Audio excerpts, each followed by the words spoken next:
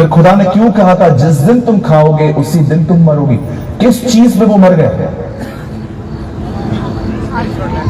मैंने किसी से पूछा था, किसी ने कहा आत्मा में मर गया। सर, आत्मा कभी नहीं मरती। ये बंद करिए बोलना। कौन सी चीज को मरना कहा है? यहां देखिए, जब एक व्यक्ति परमेश्वर से अलग हो जाता है, इस अलग होने को परमेश्वर मौत कहता है। That is a death. आपकी नजर में मौत है एक व्यक्ति के प्राण निकलना और गिर जाना। खुदा की नजर में पता है क्या है? मरना। एक व्यक्ति परमेश्वर से जब अलग हो जाता है तब वो मर जाता है। जितने भी दुनिया में आप लोग देख रहे हो जो खुदा से अलग होके हैं, आप देखो परमेश्वर उन्हें मरा हुआ कहता है। एक बार एक आदमी ने प्रभु को आके प्रभु ने एक आदमी से कहा मेरे पीछे हो ले। उसने कहा प्रभु मैं जा रहा हूं, मैं अपने पहले बाप को गाड़ के फिर आऊंगा। यीशु ने क्या कहा? मुर्दों को अपने मुर्दे गाड़ने दे।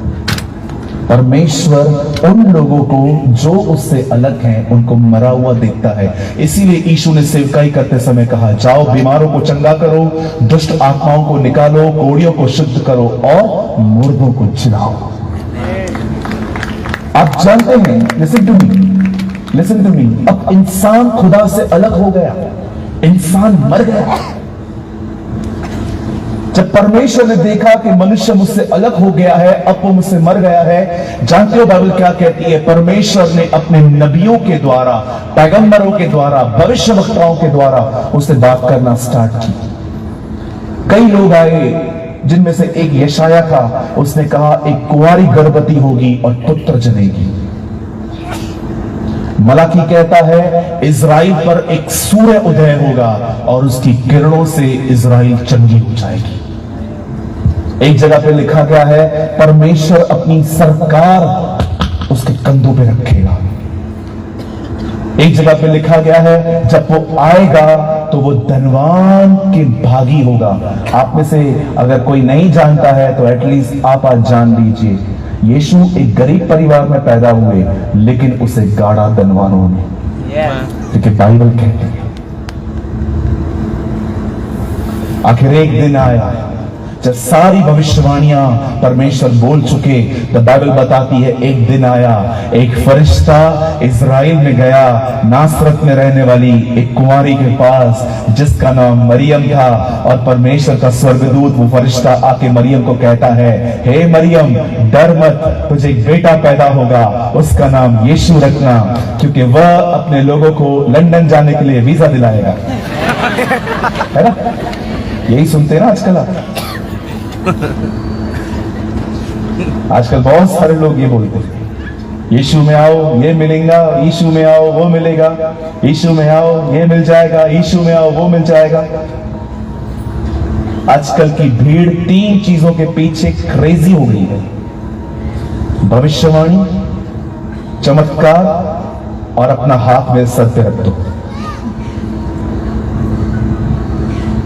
जॉन वेस्ली एक बात कहते थे प्रचार करने के बाद, जब लोग आते थे ना उनसे, सिर्फ वो लोग जो वचन नहीं सुनते थे, सिर्फ चमत्कारों के लिए आते थे। पता है जॉन वेस्ली उनको क्या बोलते थे? जॉन वेस्ली ऐसे लोगों को कहते थे मैं खाना बांट रहा था, तुम चूरन खाने आए हो। What a man of God.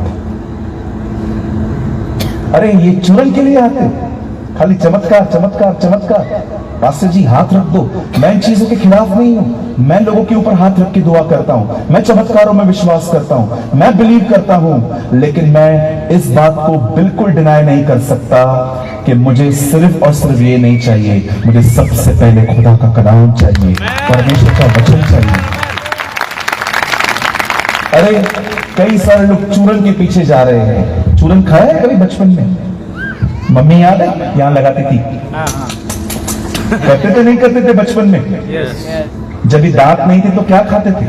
आपकी मम्मी आपकी जुबान पे कुछ रख देती थी और आप चाटते रहते थे, उसे कहते हैं चूरन। अरे चूरन के पीछे भाग रहे हैं आप लोग। ये मैंने नहीं कहा था, ये प्रभु ने कहा है। पढ़ के देखिए, खुदा के पाक कलाम में एक औरत यीशु के पीछे आ रही थी चिल्लाती हुई, और यीशु ने क्या कहा? बच्चों की रोटी कुत्तों को नहीं देते। उस लेडी ने क्या कहा? प्रभु सच है, हम चूरन ही खा लेंगे, जो नीचे गिरेगा ना वही खा लेंगे। बाइबल कहती है चमत्कार चूरन में आया। अरे चूरन खा रहे हो? जीवन की रोटी खाओ, खुदा का कलाम खाओ। आजकल की जनरेशन को मेहनत नहीं करनी है, कोई मेहनत नहीं करनी है, घुटनों पे नहीं बैठना है, उपवास नहीं करना है, बाइबल नहीं पढ़नी है, सिर्फ एक ही काम करना है। पास्टर नीचे उतरे, पास्टर जी हाथ रख दो, पास्टर जी पांव रख दो। भाई लोग कहते हैं पास्टर जी पूरे ऊपर आ जाओ। अरे उठो, घुटनों पर आओ, मैं हाथ रखूंगा 20% मिलेगा, घुटनों पर रहोगे ना 100% मिलेगा। मेहनत करो। पहली स्टेटमेंट है पतरस की जब वो यीशु से मिला, मैंने सारी रात मेहनत की पर कुछ न पकड़ा। कोई बाइबल का ज्ञान नहीं था उस बंदे के पास, मेहनत किया, वॉज अ हार्ड वर्कर। मुझे एक जगह दिखा दो कि कोई बंदा अपने घर पे बैठा था इस तरह से,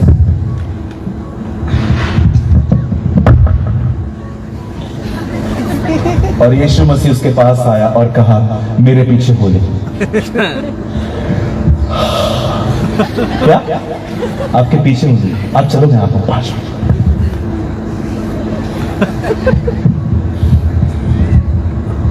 He never called lazy people. उसे कभी सुस्त लोगों को नहीं बुलाया। मती काम कर रहा था, पतरस काम कर रहा था, मूसा काम कर रहा था, एलीशा काम कर रहा था। वो मेहनती लोगों को बुलाता है। He called the hard workers. मेहनती बनो। पता है आज लोग सुस्त क्यों हो गए हैं? ऐसे करिए, ऐसे ऐसे करो, बोलो क्योंकि हम लोग रोज चावल का पहाड़ बना के खाते हैं।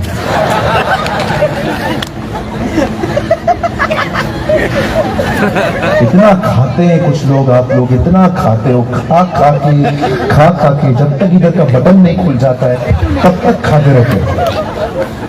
ये 5 रोटी 6 रोटी, उसके बाद चावल, फिर मीठा, ऐसे करके उठते हैं। कम खाओ भाई। हमारे बुजुर्गों की मैं बड़ी इज्जत करता हूं, लेकिन एक चीज उन्होंने गलत सिखाई है हमें, अधिक खाओ अच्छे रहोगे। मैं आपको बोलना चाहता हूं कम खाओ अच्छे रहोगे। सारा दिन खाते रहते। और बहनों आप ऐसे न देखो, आपको भी मैंने देख लिया है। मैं सुबह जब गाड़ी से जा रहा था ना, ऐसी प्लेटें भर भर के चावल के पहाड़ बना बना के ऊपर से डाल के, एक हाथ में ग्लास एक हाथ में ऐसे। आपका छोटा वाला बच्चा जो खाना खा भी नहीं सकता इतना, वो भी भर भर के, मम्मी देख मैंने ले लिया है। कम खाओ।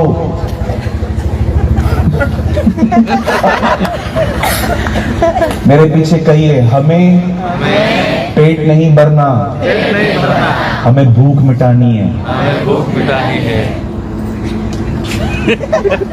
पेट भरने का मतलब अलग होता है, भूख मिटाना अलग होता है। मैं उतना खाता हूं जिसमें मेरी भूख मुझे इरिटेट करना बंद कर दे। लेकिन फोन बंद करवाइए उनसे, फोन बंद रखिए मीटिंग में। हालेलुया। कितने लोग मेरी बात समझ पा रहे हैं? Today's generation is very lazy generation. आपको पता है पौलुस 20,000 किलोमीटर पैदल चला था। 20,000 kilometers a man who walked with God. 20,000 kilometre बंदा पैदल चला है। साधु सुंदर सिंह हिमालय पर्वत पे पैदल जाते थे। मैं मजाक नहीं कर रहा हूं, जाइए उनकी बायोग्राफी पढ़िए। लुधियाना से 15 किलोमीटर दूर रामपुर एक गांव है, वहां पर साधु सुंदर सिंह जी का घर है। मैं वहां पर विजिट करके आया दूर से।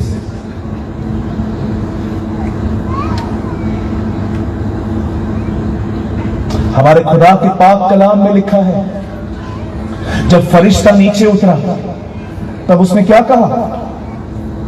हे मरियम, तू डर मत, तू भयभीत ना हो, तुझे एक बेटा पैदा होगा, उसका नाम यीशु रखना। क्यों? क्योंकि वह अपने लोगों को उनके पापों से बचाएगा, उद्धार करेगा। That is the gospel.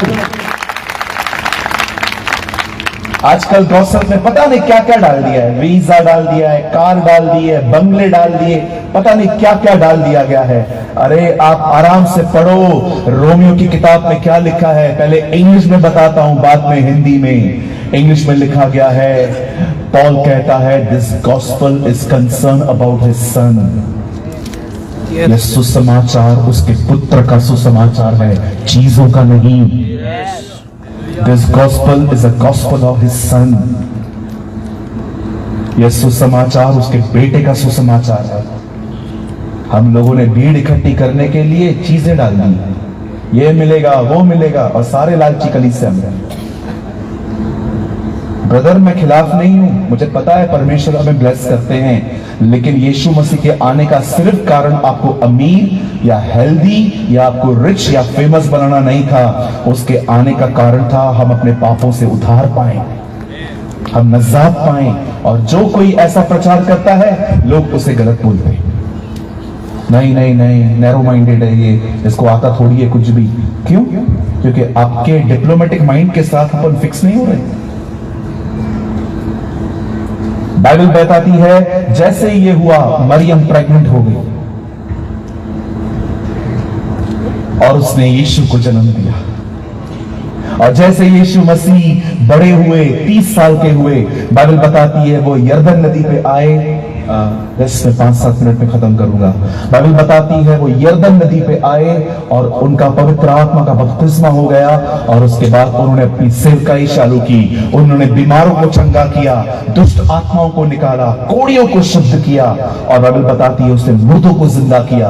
और एक रात जब उसे पता चला कि अब उसकी सेवकाई खत्म होने वाली है और उसे उस वजह से, जो वजह से वो भेजा गया है, वो वजह उसे पूरी करनी है, उसने एक रात पहले अपने बाहरी कपड़े उतारे, उसने अपने चेलों के पांव धोए।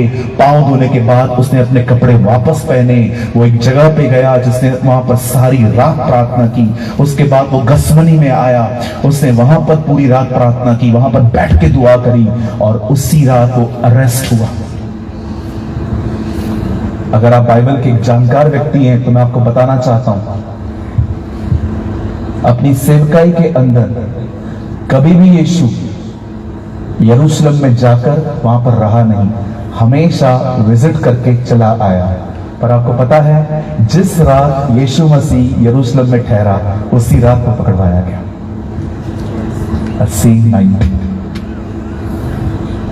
और जब उन्होंने उसको पकड़ा, बाइबल बताती है उन्होंने उसे दाढ़ी से खींचा, उन्होंने उसे मारा, उन्होंने उसे पीटा, उन्होंने उसके सर पे सरकंडा मारा, उसके बदन से खून बहता गया।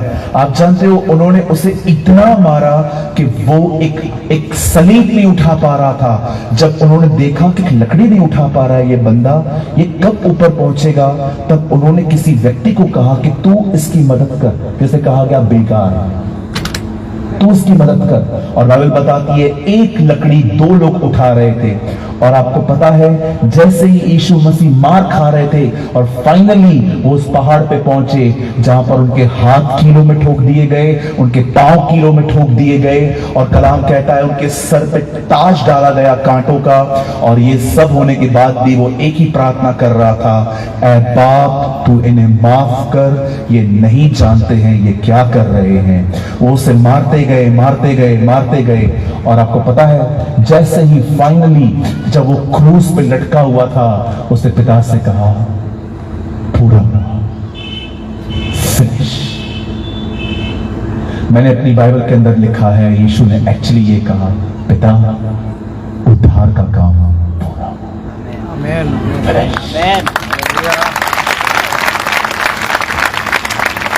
आप जानते हैं, when he shed his blood, उससे अपना पूरा खून बहा दिया। और जैसे ही उन्होंने उसे वहां से नीचे उतारा, उन्होंने उसे कब्र में रखा। और तीसरे दिन जब बहनों को लगा कि उसके बदन में से अब बदबू आती होगी, उन बहनों ने अपने हाथ में इत्र, सुगंधित वस्तुएं, परफ्यूम सब तैयार की। और जैसे वो कब्र के पास गई, कब्र का पत्थर लुढ़का हुआ पड़ा था, और जैसे उन्होंने अंदर देखा वहां कोई नहीं था। स्वर्गदूत ने कहा, क्या देख रही हो? जाओ हर एक को बताओ वो जी उठा है।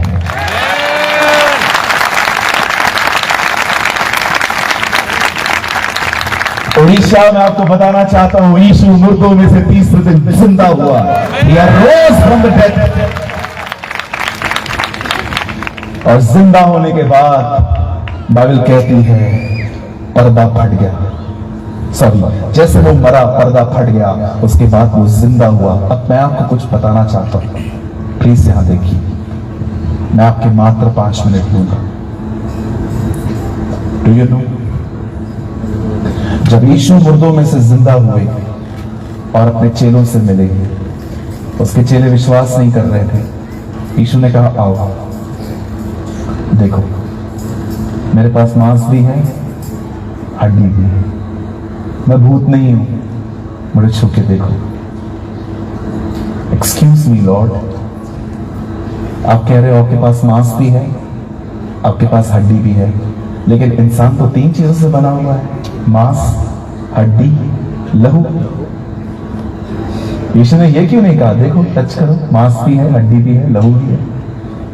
पता है यीशु ने लहू का जिक्र नहीं किया, क्यों? क्योंकि वो जानता था खून बहा दिया गया। आपको पता है वो खून क्यों बहाया गया?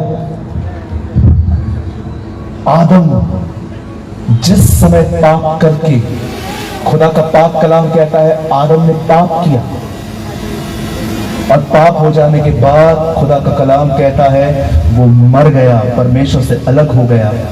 अब हमारा परमेश्वर के साथ कोई मेल मिलाप नहीं था, क्योंकि मनुष्य पापी बन गया और परमेश्वर पवित्र है। लेकिन मैं आप में से हर एक को बताना चाहता हूं, बड़े ध्यान से सुनिए। जिस समय यीशु ने अपना खून बहाया, तो जानते हैं खून क्यों बहाया गया?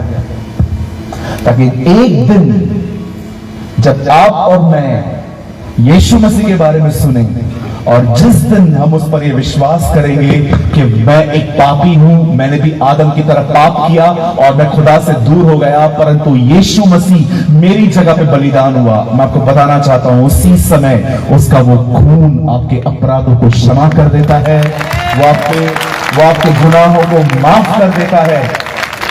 और आप सुनिए, उस खून से माफी पाने के बाद आप एक बार फिर से परमेश्वर से मिल सकते हैं।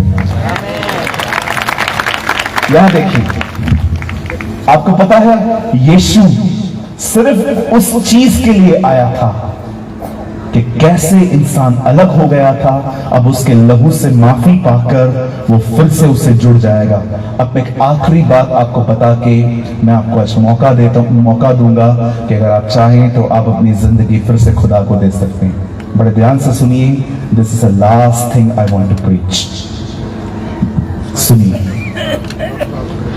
आप जानते हैं जब परमेश्वर ने इस पृथ्वी को बनाया तो किस तरह बनाया था? जब परमेश्वर ने इस दुनिया को बनाया था, तो मैं आपको बताना चाहता हूं, मुझे नहीं पता आप में से कितने लोगों ने ये बात पढ़ी है ठीक से। जब प्रभु को पेड़ बनाना था, तो पता है प्रभु ने क्या किया था?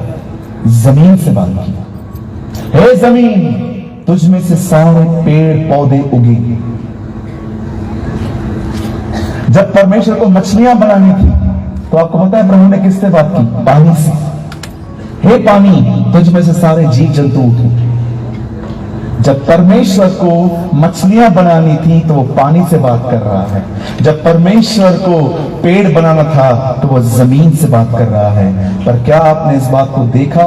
जब परमेश्वर को मनुष्य बनाना था तो उसे खुद से बात की थी, आओ हम मनुष्य बनाएं, आओ हम मनुष्य बनाएं। आप जानते हैं, एक मछली को आप पानी से निकालो, खत्म। एक पेड़ को आप जमीन से अलग करो, खत्म। आप उससे अलग हो गए, खत्म। it. जब आदम ने पाप किया था तो पता है वो क्यों मर गया? क्योंकि वो खुदा से अलग हो गया। लेकिन जब हम यीशु के पास आते हैं, हम विश्वास करते हैं कि हम पापी हैं और यीशु मेरे लिए मरा है। मैं आपको बताना चाहता हूं, उसका लहू आपको क्षमा करता है और आपको वापस पिता में डाल देता है। मैं आप में से हर एक को कहना चाहता हूं, आप परमेश्वर में से निकले हैं। यीशु आपको परमेश्वर में डालने आया है। इसीलिए उसने कहा, यदि तुम मुझ में बने रहो और मैं तुम में बना रहूं, सच्ची दाखलता मैं हूं, मेरा पिता किसान है, तुम डालियां हो, मैं पेड़ हूं। अगर तुम मुझ में बने रहो तो तुम फल लाओगे। यीशु मसीह सिर्फ आपके काम करने के लिए नहीं आया था, नो डाउट वो आपके काम करता है, लेकिन उसकी पहली सेवकाई थी एक इंसान को जहां से वो निकला है ना, उसे उसके में वापस डाल देना। आप परमेश्वर में से निकले हैं। इसलिए यीशु मसीह, क्या आपने देखा, जब गुमराह पुत्र चला गया अपने घर से अपने बाप के सारे पैसे लेके, और जब वो वापस आया तो उसके बड़े बेटे ने नाराजगी में कहा, पप्पा मैं इतने साल से आपके साथ हूं, मेरी आपने कभी कुछ मदद नहीं की, मुझे आपने कुछ नहीं दिया, लेकिन ये आपका लड़का सब कुछ गंदे कामों में उड़ा के आया और उसका स्वागत हो रहा है। बाप ने क्या कहा, बेटा ये मर गया था, जी उठा है। आप जानते हैं, जो व्यक्ति खुदा से बाहर है वो मरा हुआ है, और जब वो खुदा में आ जाए वो जिंदा है। क्यों यीशु ने अपना खून बहाया? ताकि हमने जो पाप किए हैं वो माफ हो सके और हम वापस परमेश्वर के साथ मुलाकात करें। मैं यीशु मसीह नासरी के नाम से कहना चाहता हूं, 2024 वो साल है जब परमेश्वर आपसे आमने सामने मिलेगा।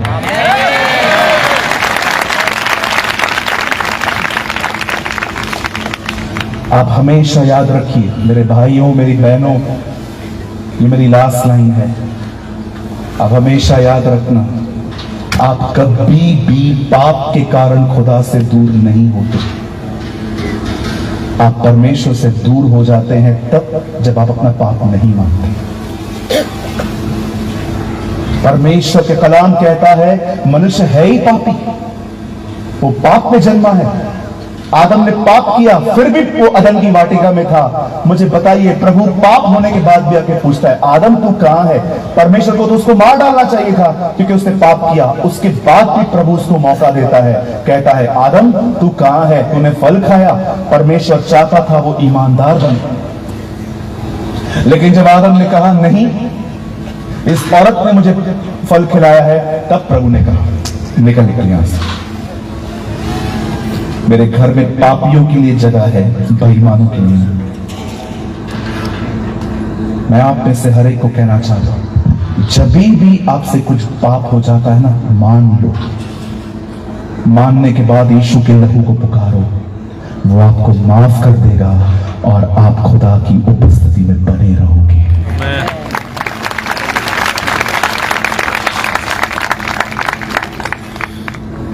He really loves you, वो आपसे प्यार करता है।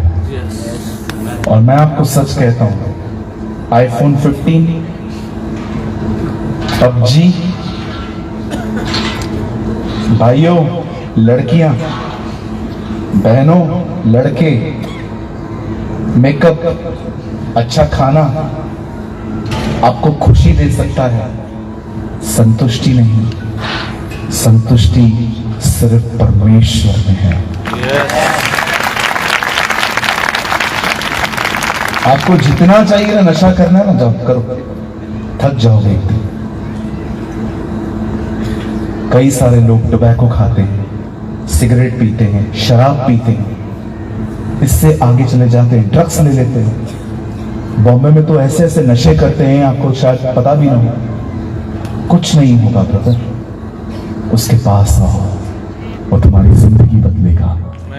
He will change your life। मैं इस मीटिंग को अंकल हडसन टेलर की एक लाइन बोल के खत्म करना चाहता हूं। आप जानते हैं, परमेश्वर के एक महान जन थे जिनका नाम था हडसन टेलर। वो हमेशा एक बात कहते थे, मैं कभी नहीं भूला आज तक। वो कहते थे इस दुनिया में सबसे खूबसूरत जिंदगी वो है जो जिंदगी परमेश्वर के लिए जी गई है। The most beautiful life on this earth.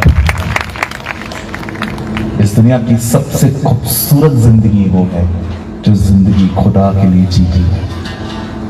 बहनों, मेरे भाइयों, हो सकता है आप में से कुछ लोग कठिन समय से गुजरते हो, तकलीफों से गुजरते हो, ऐसी तकलीफें जो बयां नहीं हो सकती।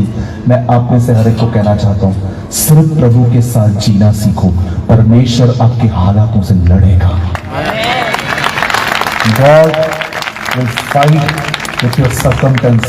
क्या आपने देखा जिस संदूक को लेकर फिलिस्तीनी के लोग भाग गए थे, जहां जहां संदूक जा रहा था वहां वहां विपत्तियां आ रही थी। वो इतने तंग हो गए, उन्होंने कहा इस संदूक को लेके जाओ। वो संदूक प्रभु की उपस्थिति को दर्शाता था। आपको पता है जहां जहां संदूक गया वहां वहां तकलीफ आई, लेकिन जब वही संदूक इजराइल में आया, जिस जिस घर में संदूक गया उस घर में आशीष आई। मैं आपको बताना चाहता हूं, खुदा की हुजूरी आपके घर को आशीष देना भी जानती है और आपके विरोधियों से लड़ना भी जानती है।